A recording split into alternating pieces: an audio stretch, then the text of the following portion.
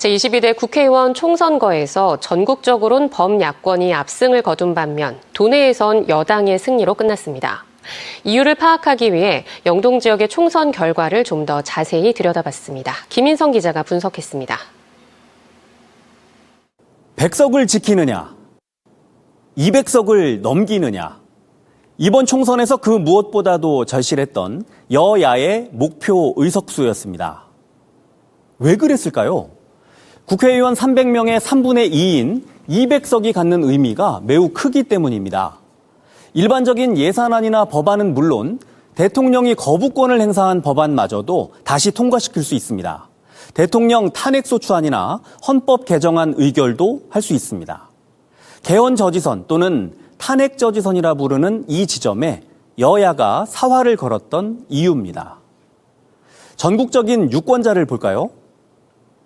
유권자는 4,425만여 명인데 60대 이상은 21대 총선보다 210만여 명 늘어 전체 32%가량을 차지했습니다. 이런 상황에서 범야권이 200석 가까이 얻었고 접전을 벌이는 곳도 많았습니다. 그런데 강원도 판세는 전국과는 달랐습니다. 왜 그럴까요? 영동지방은 전국보다 고령화 정도가 더 심하고 표심에도 큰 영향을 미치고 있습니다. 강릉의 예를 들어볼까요? 2020년 4월 15일 치러졌던 제21대 총선 당시 강릉의 인구는 21만 3,143명이었습니다. 이 가운데 60대 이상 인구는 6만 2,715명으로 전체 인구의 29.17%였습니다. 올해 3월 말 현재 강릉시 인구는 20만 8,800명으로 4년 새 5,000명가량 줄었습니다. 그런데 60대 이상 인구는 7만 2,202명으로 10,000명가량 늘었습니다. 이렇다 보니 전체 인구 대비 60대 이상 인구비는 34.58%로 4년 전보다 오히려 5%포인트 넘게 늘었습니다. 이런 인구 변화는 실제 투표 결과에 많은 영향을 미칩니다. 강릉 선거구의 선거 결과를 볼까요? 권성동 당선인의 득표율은 54.24%, 낙선한 김중남 후보는 43.34%를 얻었습니다.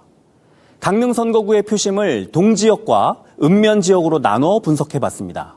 연령대가 고른 동지역에선 두 후보의 득표율이 52.79%와 43.86%로 나타난 반면 고령 인구 비율이 높은 읍면지역에선 60.14%와 36.45%로 큰 차이를 보였습니다.